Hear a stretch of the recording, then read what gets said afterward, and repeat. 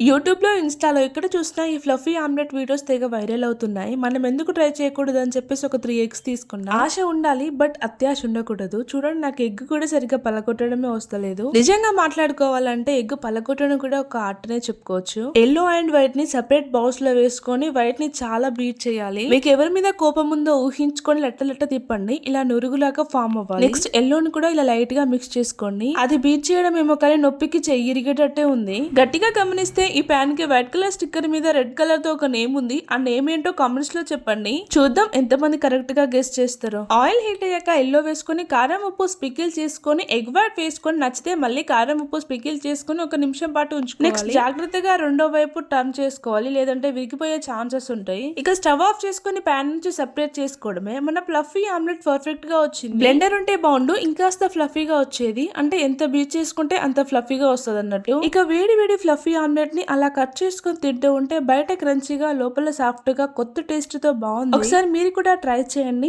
Already try చేసిన వాళ్ళు ఉంటే తప్పకుండా కామెంట్స్ లో చెప్పండి. వీడియో నచ్చితే చిన్న లైక్ ఇవ్వండి. మరి బాయ్ గాయ్స్.